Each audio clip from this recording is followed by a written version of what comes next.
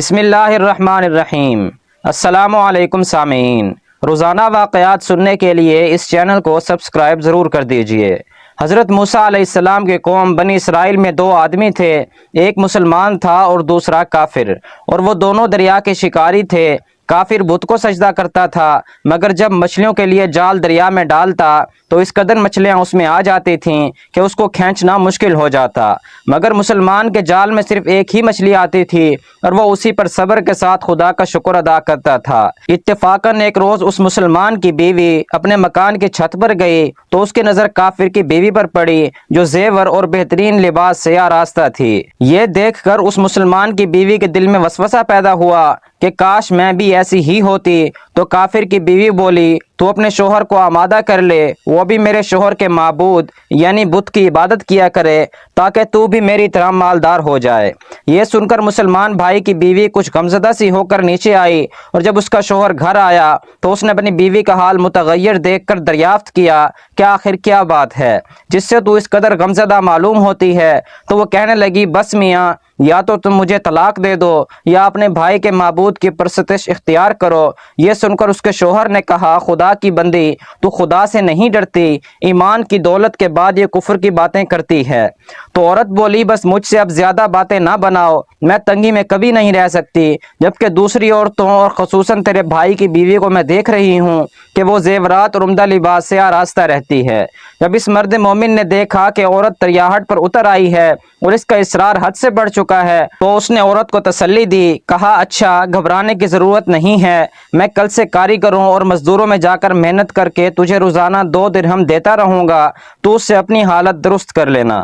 یہ سن کر عورت کو کچھ تسکین حاصل ہوئی اور صبح سویرے ہی وہ مرد مومن مزدوری کی تلاش میں نکلا، لیکن کہیں اسے مزدوری نہ ملی۔ یہ دیکھ کر وہ دریا کے کنارے پہنچا اور شام تک خدا کی عبادت میں مصروف رہ کر رات کو جب گھر آیا تو بیوی نے دریافت کیا، آج تم کہاں تھے؟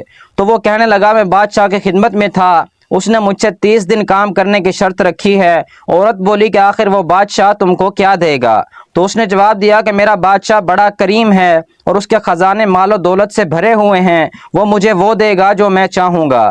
چنانچہ اسی طرح برابر وہ اپنے معبود برحق کی عبادت میں مصروف رہا، اور تیسری رات ہوئی تو بیوی نے کہا، سنو میاں، اگر کل تم نے مجھے مزدوری لا کر نہیں دی تو تم پر مجھے طلاق دینا لازم ہو جائے گا۔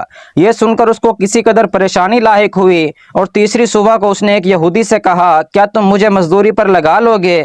یہ سن کر یہودی کہنے لگا، ہاں، مگر تمہیں مزدوری تو مل جائے گی، لیکن شرط یہ ہے کہ میرے پاس تمہارے کھانے پینے کا کوئی انتظام نہ ہوگا۔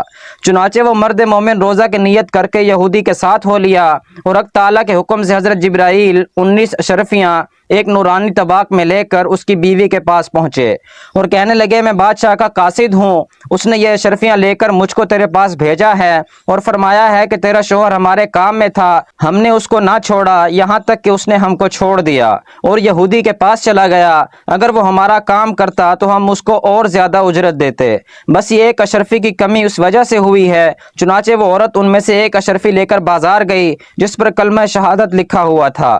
صراف نے 1000 درہم اس کی قیمت عورت کے حوالے کر دی، اور جب شام کو مرد مومن گھر واپس آیا تو عورت نے اس سے دریافت کیا کہ آج تم کہاں تھے؟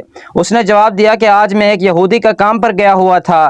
تو بیوی کہنے لگی، آخر بادشاہ کی خدمت ترک کر کے تم دوسرے کی خدمت کیوں کرتے ہو؟ پھر اس کو اشرفیوں کا واقعہ سنایا، جس کو سن کر وہ مرد مومن روتے روتے بے ہوش ہو گیا، اور جب اس کو ہوش ہوا تو بیوی سے کہنے لگا، افسوس کہ میں نے بادشاہ دو جہاں کی خدمت کا حق اپنے اوپر لازم نہ کیا۔ اس کے بعد اس شخص نے عورت کو چھوڑ دیا اور پہاڑوں پر چلا گیا، جہاں خدا کی عبادت ہی میں مصروف رہ کر اس کا انتقال ہو گیا۔ حق تعالیٰ اس پر اپنا رحم فرمائے، حق تعالیٰ اس پر اپنا رحم فرمائے، آمین۔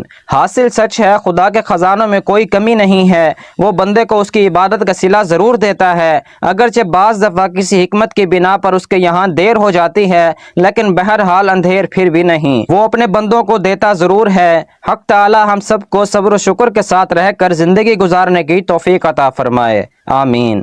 دوستو، اگر آپ کو میری یہ ویڈیو اچھی لگی ہو تو برائے مہربانی اس چینل کو سبسکرائب ضرور کر دیجئے گا اور ساتھ ہی بیل آئیکن بھی پریس کر دیجئے گا۔ بہت شکریہ۔